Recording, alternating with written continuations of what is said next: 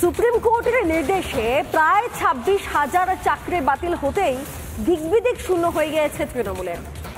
এবার কখনো আঙুল তুলছে বিজেপির দিকে, কখনো আঙুল তুলছে বামেদের দিকে।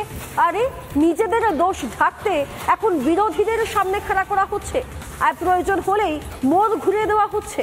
দেখুন পরিস্থিতি সেখানকার। সকালে পড়াশোনা করলাম, সারা জীবনের পরিশ্রম, তাদেরকে বলির পাঠা হতে হলো।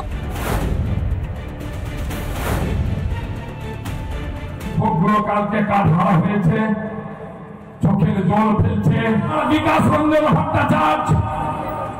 তিনি কি উত্তর দিবেন? বিরোধী দল নেতা, বিজেপি রাজ্য সভাপতি, তুমি কি উত্তর দিবে? দেশের প্রধান বিচারপতির রায়ে চাকরি গিয়েছে 25,752 জন শিক্ষক ও শিক্ষাকর্মীর। চাল থেকে কাঁকড় আলাদা না করায় ফেলে দেওয়া হয়েছে পুরো বস্তার চালই। যোগ্য অযোগ্য বাছাইয়ের দায়িত্ব যাদের ছিল, সেই এসএসসি দায় ঝেড়ে ফেলাতেই পরিস্থিতি হয়েছে জটিল। এই অবস্থায় বহু যোগ্যের চাকরি চলে যাওয়ায় কুমিরের কান্না শুরু করেছে তৃণমূল। ভাবখানা এমন যেন মেধাবীদের জন্য কতই না দরদ। চাকরি হারাদের জন্য বুক ফাটছে, প্রাণ কাঁদছে শাসক নেতাদের। এবার তালিকায় জুড়ল মালতীপুরের তৃণমূল বিধায়ক তথা মালদার জেলা সভাপতি আব্দুর রহিম বক্সির নাম। শিক্ষক কোন রকমের ক্ষতিগ্রস্ত হয়, তার কপিও সিপিএম কে দিতে হবে, সিপিএম এর বিকাশ ভট্টাচার্যকে দিতে হবে।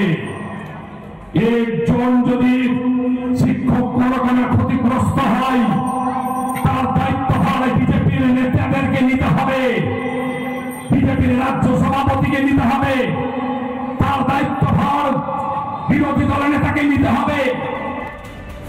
রাতারাতি হাজার হাজার যুবক যুবতী পথে বসতেই বঙ্গের শাসক দলের দাবি সবটাই নাকি বাম বিজেপির কারসাজি, যা শুনে বিরোধীদের পাল্টা খোঁচা। এ তো উল্টা চোর কোতোয়াল নাটে। টাকা নিলেন আপনারা, তছরূপ করলেন শিক্ষামন্ত্রী জেলের ভেতরে, আর আপনাদের দায় নিতে হবে ভারতীয় জনতা পার্টিকে। ধিক্কার জানাই আপনাদের। এর জন্য একমাত্র যদি কেউ দায়ী থাকে তা হলো তৃণমূল কংগ্রেস। আজ যে তৃণমূল সুপ্রিম কোর্টের নির্দেশের ওপর চোটে লাল, সেই তৃণমূলই 2017 ত্রিপুরায় 10,000 শিক্ষকের চাকরি যেতেই স্বাগত জানিয়েছিল আদালতের রায়কে। তাহলে এখন কেন উল্টো গাও না?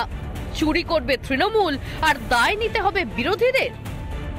মালদা থেকে দীপঙ্কর গোস্বামীর রিপোর্ট, রিপাবলিক বাংলা।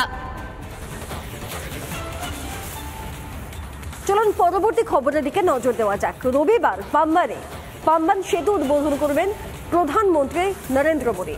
রামেশ্বরমে এই সেতুর উদ্বোধন হবে। প্রসঙ্গত আপনাদেরকে জানিয়ে রাখি, এরকম ভার্টিক্যাল লিফট সমুদ্র সেতু ভারতের বুকে প্রথমবার। দেখে নিন এক ঝলকে।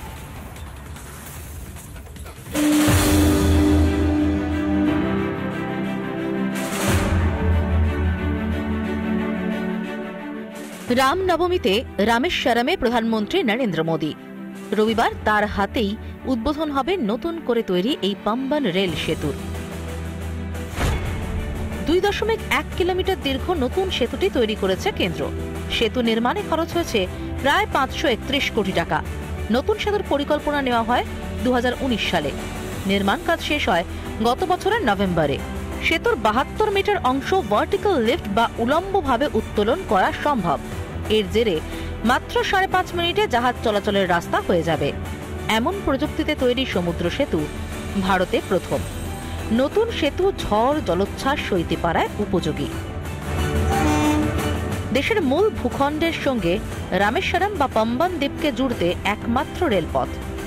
100-রও বেশি বছর ধরে যোগাযোগ রক্ষা করছিল পাম্বান রেল সেতু। 1914 সালে তৈরি হওয়া পুরনো সেতু শেষ দিকে রুগ্ন হয়ে পড়ে। 2022 সালে বন্ধ হয়ে যায় ট্রেন চলাচল।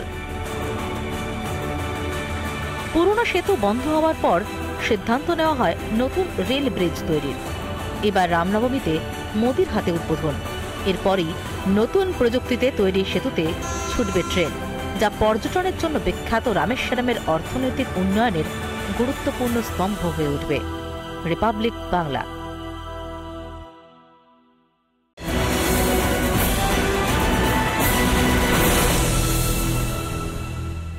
রাজারহাট নিউ টাউন রাম মন্দিরের প্রস্তুতি একেবারে তুঙ্গে রয়েছে। শিয়ালদা এনআরএস হাসপাতালের ভেতর থেকে গোপাল মুখোপাধ্যায়, চিন্ময় কৃষ্ণ প্রভুর দুজনের ছবি রামনবমীর শোভাযাত্রায় থাকছে।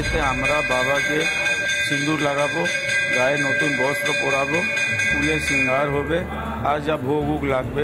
রামের জন্ম তিথিতে যে রাস্তা তাও সেজে উঠেছে গেরুয়া পতাকায়। নিউ টাউনের রাম মন্দির থেকে বিশাল শোভাযাত্রা বেরোবে এবং যা গিয়ে মিশবে বড় বাজারে।